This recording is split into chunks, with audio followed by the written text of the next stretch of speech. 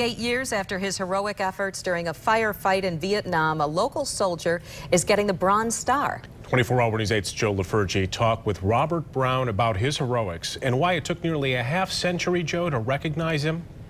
Yeah, Brian, Robert Brown is a very religious man. He does not believe in taking another man's life, even during war. But when his number came up, he went into battle, not with a gun, but with a Bible and some divine guidance.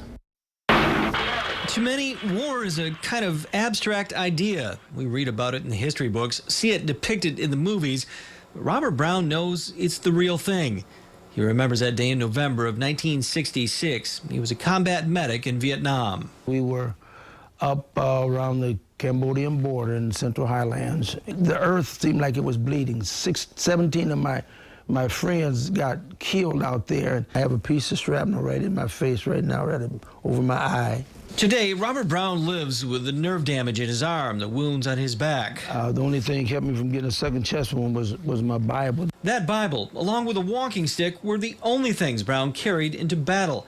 He went to Vietnam as a conscientious objector. He didn't believe in killing another human. He did believe in serving his country and his fellow man. Doesn't matter what was going on, what was coming in, I was going to go get my man and patch him up. I'd move around, I'd patch up.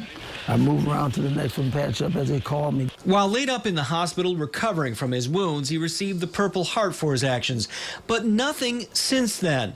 He returned to Grand Rapids, got a college degree, worked for Steelcase for 28 years, and raised 4 children, 2 with his first wife who died, and 2 with Francine, his wife of 38 years.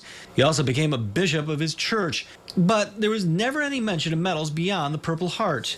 You didn't turn in the paperwork. That's right, I didn't turn in. Why not? Because I just said I was just doing my job.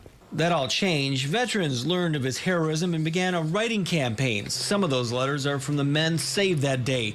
17 members of his unit were killed, but 35 survived, and many owe their lives to Robert Brown. He began to get some of the recognition he deserved, and tomorrow, Senator Carl Levin will pin the highest honor yet, the Bronze Star, to his chest. It'll bring completion to the whole story of Vietnam and what I went through.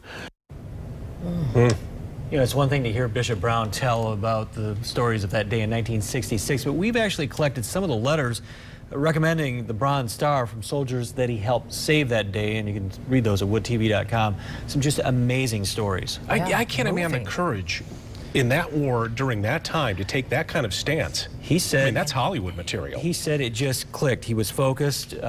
He was getting guidance from God, knew what he had to do, and just focused on everything he needed to do. What a great story. Glad that he's recognized. I want to read some of those letters.